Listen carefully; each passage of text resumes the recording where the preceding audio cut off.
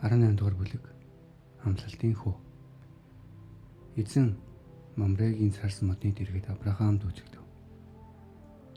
Өдрийн халуунд Авраам майхныхаа өвдөнд сууж байгаад нүд өргөн харвал дэргэд нь 3 хүн зогсож байлаа.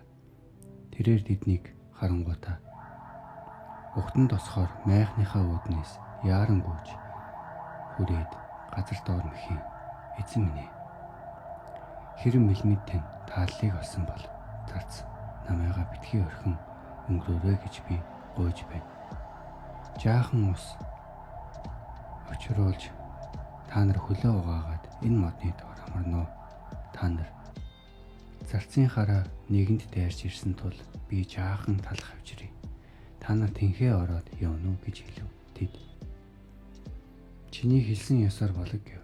Авраам сандчим майхан тийш Сарад бушуулаарай 3 сая дээд зэргийн гурил аваад зурж бин хийгээд Авраам хотондоо гүйн очиж нэгэн тарган сайн бий рүү барьж авчираад зарцтай өгсөнд зарц түүгээр нь хоол бэлтгэх гэж яаравчлаа.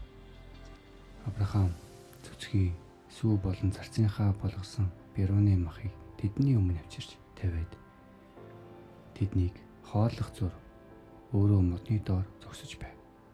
Тэд Авраамаас чиний эхнэр Сара хаана байна вэ гэж асуусанд тэнд майхандаа байгаа гэв. Тэр би зохих цагт нь чам дээр заавал эргэж ирнэ. Харагтун эхнэр Сара чинь хүүтэй болно гэжээ. Сара ард нь майхны үүдэн зогсоод сонсож байв. Авраам Сара хоёр өндөр наслан өтөлж Сара хүүхэд гаргах наснаасаа хэдийнэ хэтэрчээ. Сара дотроо инээж хөгшин би үлдсэн эзэн бид хоёр яаж жаргах юм билээ гэв. Эзэн Авраамд юунд Сара инээгээд хөгшин болсон би үнэхээр хүүхэдтэй болж чадна гэж юу гэж хэлээд байна вэ? Эзэнд дэндүү хэцүү юм байна уу? Би тогтсон цагт чам дээр эргэж ирнэ. Зохих цагтаа Сара хүүтэй болно гэв. Сара айсандаа би инээгээгүй гэж бэлдсэнд үгүй чи инээсэн шүү дээ гэж хэлв. Содомд шийтгэл онов.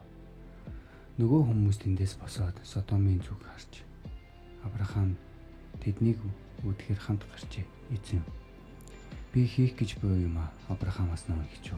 Авраам агуу их хүчрхэг үндэстэн болж газар дэлхийн бүх үндэстэн түүгээр өрөөгдөх биш үү? Би түүнийг сонгон асны учир түүний хойноос хүүхдүүд нь болон гэрийнх нь үнэн зөв ба шудраг ёсыг үлдэж эзний замыг сахихыг тэрээр тэдэнд тушаахын тулд бөгөөд ингэснээр Авраам дайлцснаа эзэн биелүүлэх болоё гэв. Тэгээд эзэн Содом Гомора хоёрын хашгираан үлэмжих гим нүгэл нь маш их хүчээр би одоо доош бууж тэдний хийсэн бүхэн надад сонсогдсон хашгираан шигээ байгаа эсхийг үзье мэдээ гэв. Тэр хүмүүс тэндээс явж Содомын зүг хотод Авраам эзний өмнө зогссоор хотирчээ. Авраам ойртон ирж та зөвхтийг буруудтай хамт устгах уу? Тэр хотод зөвхт 50 хүн байж болох биш үү? Та ийм газрыг устгах уу? Тэрхүү 50 зөвхт хүний төлөө тэр газрыг өршөөх үү? Зөвхтийг буруудтай хамт устгах ийм хэрэг танаас хол байг. Бурууд нь зөвхтөө бүү зэрэгцэг. Газар дэлхийн шүүгч та шудраг шийдвэр эс гаргана гэж үг гэв. Эзэн хэрэв би Содом хотынхны дотроос зөвхт хүн 50-ыг олвол тэдний төлөө энэ газрыг бүхэлд нь өршөөнө гэсэнд Авраам харагтун тоос шороо ба үнс мэд өчүүхэн би эзэнд үг хэлэхээр зүрхлээ. Тэнд 50 зөвхт хүнээс 5 хүн дутаж болох биш үү? 5 дутсны төлөө хотыг бүгд нь устгах уу гэсэн эзэн. Хэрэв би тэндээс 45 хүнийг олвол хотыг устгахгүй гэжээ. Авраам дахин тэнд 40 хүн олдож болох биш шүү дээ. Гэхэд тэрээр 40 хүний төлөө би түүнийг устгахгүй гэв. Авраам эзэн минь та битгий хэлгнээрээ би нэг үг хэлье.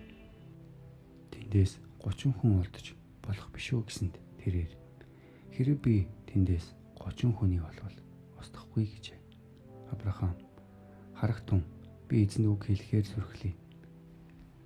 Хэрэв тэндээс 20 хүн олдвол яах вэ гэсэнд тэрээр 20 хүний төлөө би устгахгүй гэжээ.